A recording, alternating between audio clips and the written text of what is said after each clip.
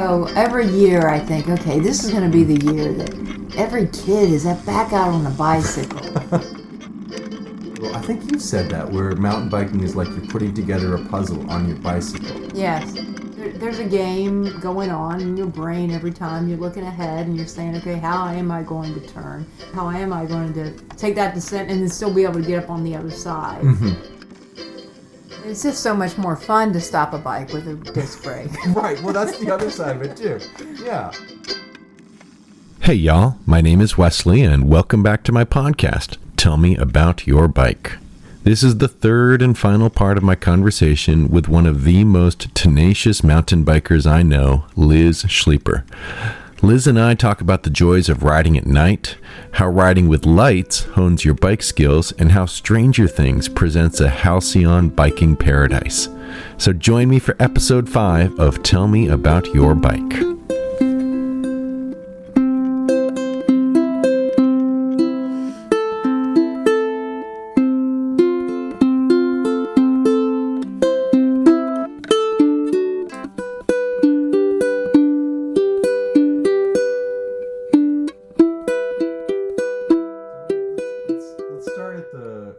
We'll start with your newest bike. Okay. So this is your Niner, is that it? Yes, it's an aluminum Niner. They marketed it as a gravel bike. I'm going to continue to call it a cross bike.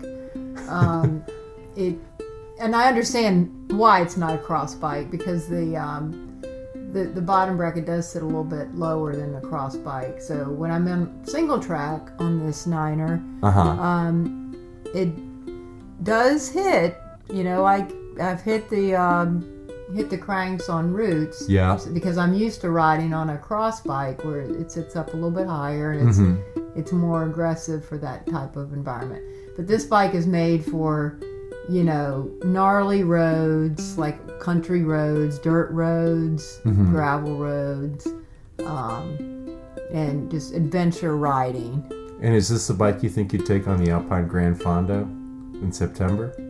No, that actually I'm battling in my brain with that. That's a hard question. Okay, so if on one side is your Niner gravel bike, yes. What's on the other side? The other side would be a standard road bike, okay, with disc brakes, and just, you know, high volume tires, and, you know, take those little gravel sections and do what they call underbiking.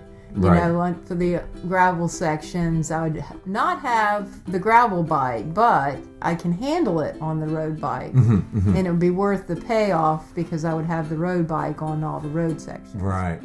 Yeah, I've been thinking about it too, and actually I wanted to talk to you about this because I've been like going back in my head, because right now I really only have, you know, unless I got out the Tandem, which does have pretty fat tires on it. I think I've got 35s on it, maybe. So they're relatively fat 700s. But unless I take my, it's either my mountain bike or my Bamboo road bike. Yeah. In the Bamboo road bike, the fattest tires I can get on there are 700 by 28. Right. Which I think would be fine. I think they even tell us on that ride. I think they would be fine for people who weigh less than 200 pounds. Okay, yeah. That might... Yeah. They'd be fine for me. Right. And that's where, like, I start thinking about, like, taking gravel roads. Right. And then also making descents on roads that I don't know. Yeah. On skinny tires, and thinking, like, it's going to be really easy for me to pinch flat in a washboard section or break a spoke, right, and then be done riding for the day, because I can't, you know, I've ruined my wheels, right, and I'm done. Like, maybe it won't happen, yeah, but, and then the fact that I don't have disc brakes on that bike, yes, that really makes me pause as a middle-aged guy who wants to finish the ride, because I can see myself going into a turn that turns out to be a little hairier than I thought it was going to be, or I hit an obstruction, or there's, and I don't have enough brake to stop my bike at 250 pounds. It's just so much more fun to stop a bike with a disc brake. Right. Well, that's the other side of it too. Yeah. So I think and then so that was like weighing on me. I'm like, oh, you know, but the Bamboo bike would be, you know, it feels a little bit lighter, but right. It's not it's actually just as heavy, if not heavier. Yeah. And it's not a comfortable bike for me. Well, whatever the case, you and I both know when either one of us go to the mountains, we've got to be able to get up the mountains. And that's where I think my mountain bike is the one I want to ride. Right. Because it's geared low enough. And I've ridden the White Pass in Everett, did my Everest on that. And I know for the descents, I'm going to be going it. So here's the decisive thing. Like, I was like, okay, that, thinking, I want to be able to record this. Yeah. And if I take my microphones on my road bike, on my bamboo bike, all I'm going to hear is the chatter of my bamboo bike. And it doesn't have the handlebars set up where I have that wide grip that I can clamp my microphones onto and have the space and have a bike that sounds good. Yeah. And I can get that sound quality. So it's like, you know what? I think I'm just going to put skinnier, high pressure 29er tires on it and just roll with it and just be like, this is my comfort bike. Yeah. And I'm going to climb really fast on this, and it's fun. Well, it's your birthday ride, so you do it's what my birthday you want ride. to ride. It's my 45th birthday, so. Oh my God.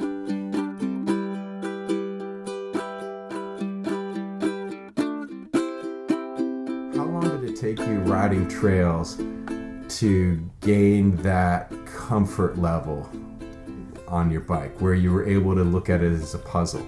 Well, the thing for me for mountain biking is the comfort level with the trail and the technical part has never been the hard part. It's always been having enough strength, being light enough to get up a hill, being powerful enough to get up the shorter, steeper stuff, being strong enough to stay with the rider in front of me. Right. It's a power, strength, and being light on the trail kind of thing.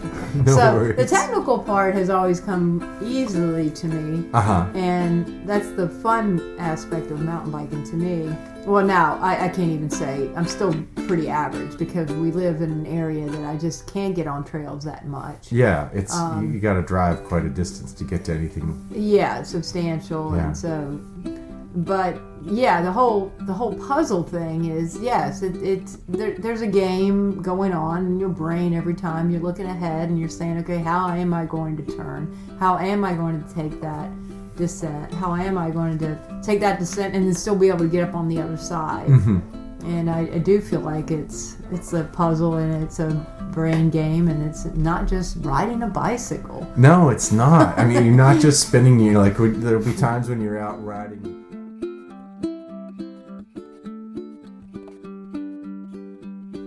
Kind of one of the things that I really enjoy about riding at Jimmy John's is that when I'm doing deliveries and I'm riding in that urban setting on my bike, riding around this university campus where I'm bouncing between points and choosing like the smoothest line, and that line isn't necessarily what everybody else is seeing, because a lot of people would be like, oh, you need, if you're going from the road to the sidewalk, then you need to go up the sidewalk curb cut at the corner.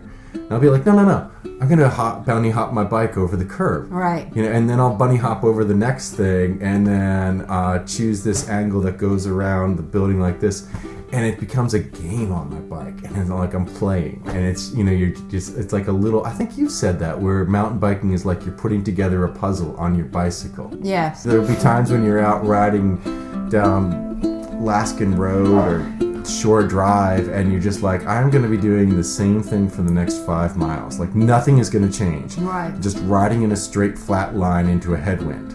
And that's all I'm doing. Yes. But on the mountain biking, it's constantly changing, and you're always reevaluating stuff. And I don't know about you, but I found going on those group rides to Ipswich at night, the night was when I learned the most about how to ride. Oh, absolutely. And do you remember the night that we brought Sally out for her first ride at Ipswich? I only remember the night that they got lost, but I don't think that was the first night. No, tell me about that. Okay, night. So you were there, and Sally was there, and I think you and I took turns leading through there. Probably. And I I don't know that Sally was even riding her own bike, and she may not have even been on a mountain bike. Right. I think she might have been on a cross bike with lights. But I can probably mountain bike back then. Yeah, but I can remember her being crashing at least a couple of times. Okay. And you and I would try to be calling stuff, and it wasn't she wasn't it wasn't gelling yet, but there was this determination in her eyes of like, gosh darn it, I am going to do this. This is really hard, but I don't care. I'm not quitting. I'm going to keep doing it. And I suspect part of that might have been her own, from what I gathered, growing up, competing with her brother. Oh, absolutely. Yeah. Like if this is good enough, if they can do it, I have to be able to do it. And so she kept pushing. And she stuck with it until she became, I would say she's a better mountain biker than I am, or at least at times she has been. She's a lot better mountain biker than I am. Yeah. But in a lot of that's because of her strength and her endurance and her ability to climb and her determination. Yeah, a great example of another reason to ride a bike is to get to know people like Sally. Yeah. She's from a family, they're very competitive people. All her brother and father and mother all ride, and she was a Division I field hockey player, so that tells you a little bit about how competitive she is. And she was determined, and you're right, she can now do those trails pretty quickly on a cross bike, forget a mountain bike. Right, yeah. She would waste me. I have no doubt. I'd be in the back on her. I can remember her saying that riding at night, this was probably like 4 or 5 years later when we were driving back from a freezing cold ride in the snow in Harrisonburg, Virginia on Super Bowl Sunday. Super Bowl Sunday, Yeah. I can remember her saying that riding with lights forced her to learn the trail. And people would be like, you mean you never knew how to ride and the first time you went out was with lights? Yeah. But it really does, because it focuses you onto what the light is illuminating right in front of you. Yeah. And you have no distractions. And I would find myself at Ipswich learning how to take lines that I would not take in the daylight. Like I would come up on a bridge at night and I would just be focused on the bridge that was right in front of me, and I wouldn't be paying attention to the fact that the bridge was narrower than my shoulders and there was a 5-foot drop on the other side. I would just nail that bridge and I'd be like, oh, Jerry's leading across the bridge. Well, I need to stick with Jerry, so I need to go across the bridge, and I would do it. Then I'd come back in the day and I'd try to ride the same bridge, and I'd see everything beneath the bridge, and I'd be like, oh my gosh, I can't ride this. And I couldn't get over that mental block. Yeah. So riding at night just kind of forced me into just learning immediately, like you're just responding to what's happening to you in that moment. And there is a mental calculation of like, oh, I see that the trail, I'm going down this gully and I'm about to go up the other side. I do need to think about what gear I'm in before I start going up the other side. But you were still primarily focused on the trail that's right in front of me. Isn't that something? Yeah. And I hadn't thought about it as, because I'd ridden a lot of trails before riding at night. Mm-hmm. So, and certainly that's true.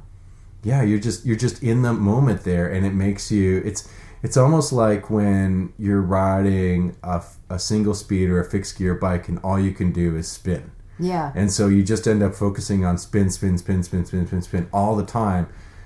And then finally, when you get more gears, you're still in that mindset of spin all the time. And that hasn't changed. It's I don't know. I love that being in that mind frame when I'm on my bike, where you're just in that moment right there. It still is pretty amazing that we used to ride trails with lesser lights than we have now. Significantly lesser as far as the quality and the illumination and all of that. Gosh. It's changed. Yeah, that's the biggest thing. Like, Have you seen? I know you're not a big TV person, so but have you seen Stranger Things? I have seen Stranger Things. What did you think about the lights on the bicycles in Stranger Things? It was the kids, right? Yeah, the kids are riding their bicycles, and did you notice they had lights on their bikes? I did not notice. No. Okay, so that was something where I had to bite my tongue and not say to my girlfriend. What types of lights were they? Well, from the outside, the kind that you had to use the rim for. Well, no, they didn't have dynamo lights where they had a rim. Okay, but it looked more like these big D-cell or even 9-volt battery lights from the 80s. Okay, yeah. I'm picturing the type of light you're talking about. So they had these big chunky bodies. I'm guessing from what I know of lighting and cinematography that they probably took those they probably got those lights, ripped out the guts on them, and then replaced them with LED lights because they were so bright. Okay, yeah. Those would not have been bright. Right. I'm watching them ride along, and I'm like, that would never happen. Of course, I can't say that in the moment to some of the people. They'd be like, you're ruining the moment. Yeah. And I'm like, no, but you don't understand. The Schwinn light that they have right there only put out 22 lumens in 1983, and that's at least 500 on that. Okay, Yeah, that wouldn't. I'm surprised I didn't notice that. Yeah, but that was I think that sense of freedom that they had on their bikes, they captured that so well in the series, where they're like, we're just going to get on our bikes and we're going to ride. And we're not even going to put on helmets when we ride. Right, yeah. We're just rolling. This is what we do, and this is how we get around. Right, yeah. I'm not going to ask Mom to drop me off. I'm just getting on my bike and go. Yeah. And I'm just waiting for that to... every year I think, okay, this is going to be the year that every kid is back out on a bicycle. Because I'll feel hopeful because I'll see, little pods of kids. Yeah. And they're all on bikes and, but it just doesn't, I would love to know some industry numbers. Yeah. As far as how many kids really are riding bikes now compared to in the past. And that's a good question. I don't know. The kids probably have bikes, but then do they use them? Using them to the extent of riding all around the block. I think there's still kids that are definitely doing that. I see them all the time, but I think there are a select few kids. And that's what I love about the neighborhood where my kids live is that it's an older neighborhood. It was laid out in the 1940s on a grid. Mm-hmm. And so as opposed to having these suburban serpentine cul-de-sacs, you can actually ride around. You can get from one side of the neighborhood to the other on a bicycle without having to hop onto really busy, congested, multi-lane roads. So my kids do actually ride their bike to their friend's house. Ride their bike to the park, ride their bike to school, ride their bike to 7-Eleven. And so that's, to me, is beautiful to see, and one of the reasons where there's been times when I've made a conscious choice to encourage my kids' friends to be on their bikes. Mm-hmm. And so it's I can be busy with my own stuff and get annoyed when I see this kid who is once again riding down the street with his front brake disengaged, or his kickstand is clinking in the spokes of his wheel because it's loose, and there's just really basic maintenance that needs to be done on it. Yeah. And it's good Lord, do you not hear what your bike is doing as you're riding it? I can, why can't you?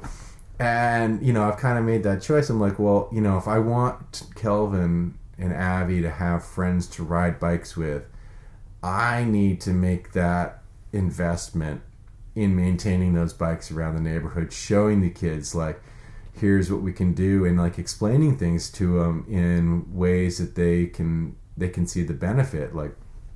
Instead of getting on them about why didn't you wear your helmet, just be hey, does it hurt when you hit your head? Does it hurt a lot when you hit your head on the sidewalk? There's something you can do about that. Right. And just trying to be oh, they're oh yeah, and I'm yeah, And, if you don't get a concussion when you fall off the bike, that's going to save your parents a couple $1,000 when you go to the emergency room. So like pushing them on that stuff, but then also just like the trying to like model good riding behavior. Like, we yield to pedestrians on the sidewalk when we're riding our bikes. We use a bell. We lock our bikes up when we park them. And I see that, making a difference, because now I see these same kids getting really excited about going to Northside Park. Yeah. And going to ride at Northside, and then explaining to the kids like they've got these Walmart BMX bikes that have pegs on them. There's also a sticker on the bike that says, "Do not use this bicycle for off-trail or stunt work." Right. You've got pegs, which are made for doing nothing but stunts. But officially, legally speaking, we have warned you never ever to actually do stunts and anything on it. And the pegs are a problem, because then I can't, when I try to put these bikes on the back of my car, each bike has an additional 3 inches of space on each side of it that's clanking into the other bikes. And so I had to tell the kids, I set a limit. I was like, no, we can only fit 3 bikes on the back of the car. Now, if we took pegs off the bikes, we could fit 4. And they went, "Yeah, Mr. West, I don't need the pegs on my bike. I'll go ahead and take them off. Pegs will go." Right, yeah. And so when I left them yesterday, I didn't have time to help them with the pegs. I said, if you still have them on your bike next week and I come back, at that point, I'll help you with it. But if you want to do it yourself, go find a screwdriver. Get yourself a really long, strong screwdriver, stick it in those 2 holes. Right. And twist. And I said, and you're going to get the peg off. They're like, I'm going to do that myself, Mr. West. And I'm like, all right, good. I bet half of the pegs are still on the bike. But I'm also really happy that you've been like, I'm going to do this. And I'm going to ride. And I want to make my bike the best bike that it can be. I love seeing that with kids. Yeah. Oh, it's gorgeous. Well, you definitely have opportunities there that I don't without having kids. I engage with kids and other, with Bike Norfolk when we do things, but I can't see it on a day-to-day basis like you can. It's a little different there. Yeah. Yeah, but I mean, you also make, you've put the time in with Bike Norfolk, and then with the Bicycling and Pedestrian Trailways Commission. That's been a long one. And then we're doing the videos right now, these safety videos, which are, I think we've got some kids who are interested and enthusiastic about riding, and I think their enthusiasm is going to pay off in terms of producing videos that are going to change how people are riding in Norfolk. Yes. And for the better. Yes. For the better. That's what we're looking for. All right. On that note, let's call it a day. Thank you, Liz. I really appreciate it. It's been awesome talking to you. Thank you. All right. I'll go ahead and hit a pause on that one. And hit a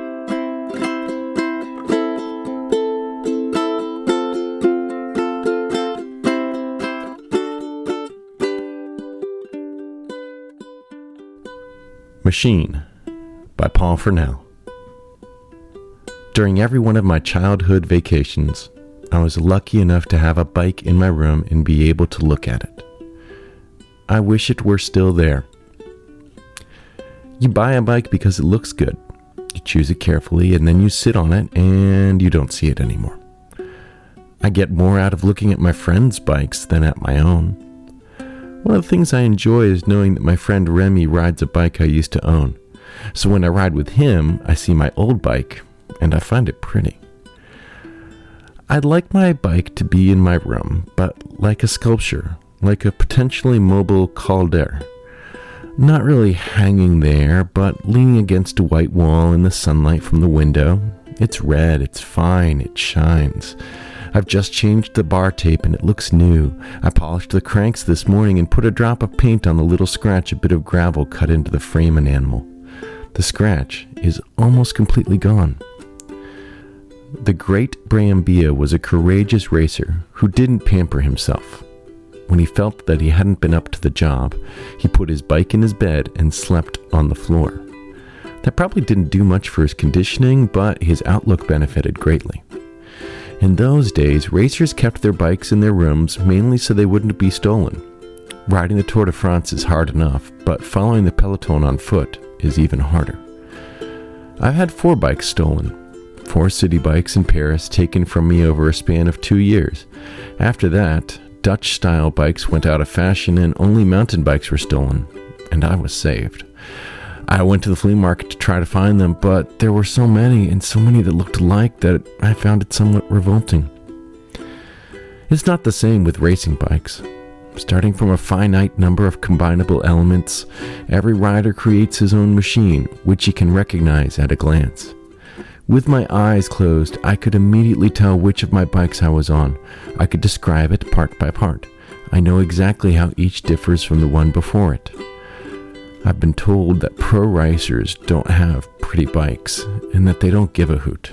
In fact, they have very beautiful, very refined, and very reliable bikes, but they're often hidden, and you have to know how to distinguish them.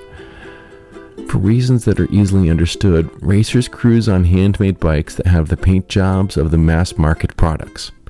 A cursory glance can give you the impression that these bikes are like those that you see in shop windows or supermarkets. That's not at all the case. One bike can hide another. Technicians have told me thousands of little things about the tastes and manias of various riders, but as for the colors, no choice. Pedro Delgado, for example, liked only the aluminum frames made by the chief competitor of his sponsor, who made frames only in steel. So he used only aluminum, but hidden under a steel paint job. It is true, though, that certain riders could care less about their machine so long as it rolls. This was often said of Jacques Anquetil. They don't even pay attention to the gears they're starting out with in the morning. They delegate the love of their bike to their mechanics, who know a thing or two about love. Maybe I should have been a bike mechanic.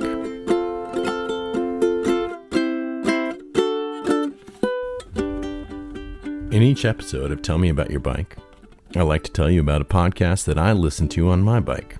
And one of the very first podcasts that I ever subscribed to was the Thomas Jefferson Hour, recorded in Bismarck, North Dakota. Noted humanities scholar Clay Jenkinson portrays Thomas Jefferson, the 3rd president of this, our happy republic. If someone asks me what my politics are, I'll often say that I'm a Jeffersonian. I believe that we are born with inalienable rights, that we have a duty to improve the earth, that civic service is a civic duty, and that the unchecked concentration of wealth is a danger to democracy and human liberty. You could say I'm both a libertarian and an environmentalist. I believe that we need the minimum amount of government regulation and intrusion necessary to level the playing field and keep selfish individuals from ruining the field for their own personal profit. I recognize that Thomas Jefferson was a flawed man, as we all are. I don't condone his ownership of slaves, but in the same breath, I am forced to point out that he was also the president who banned the importation of foreign slaves at the earliest possible opportunity mandated by the U.S. Constitution, and that his first act ever as a freshman member of the Virginia House of Burgesses was to introduce a bill for the emancipation of all slaves. So if you need a break from the constant histrionics of cable TV and talk radio, if you desire substantive conversation without animosity and personal attacks, then check out the Thomas Jefferson Hour. There's a link in the show notes. So thanks y'all for joining me for another episode of Tell Me About Your Bike. Please rate, review, and subscribe to this podcast on your preferred podcasting platform. If you liked this episode, please share it with a friend. If you really liked it, please share this podcast with someone who needs a podcast produced. I'll be finishing up my fall season of bicycle tour guiding for German cruise ship passengers in another couple of weeks, and I'm looking to tell more audio stories. You can now support Tell Me About Your Bike by donating on Patreon. The link is in the show notes. If independent storytelling and bikes are important to you, if this podcast gives you joy while spinning your pedals, then please consider making a one-time or a continuing donation through Patreon. Every dollar helps. You can also find Tell Me About Your Bike on Instagram and Facebook. I use Instagram to indulge my fascination with other people's bikes. I often look at old, funky, well-loved bikes and I see a story. So join me on Instagram as I tell those stories. You can also find some fantastic pictures of bikes in the most amazing places under the hashtag #MyBikeLeaningAgainstStuff. I'll be telling the story of my day-long 110-mile adventure on the Alpine Gran Fondo in a future episode. Liz and I did both complete it, and we're already thinking about riding it again. Of course, I may need to buy a new bike before next year. One is never enough. Well, stay tuned for more tales of switchbacks, washboards, loose cows, and running bears. If you've got a story to tell about your bike, drop me a line. Let's meet up. Let's ride together and make some memories. Keep the rubber side down. Keep on rolling. Cheers, y'all.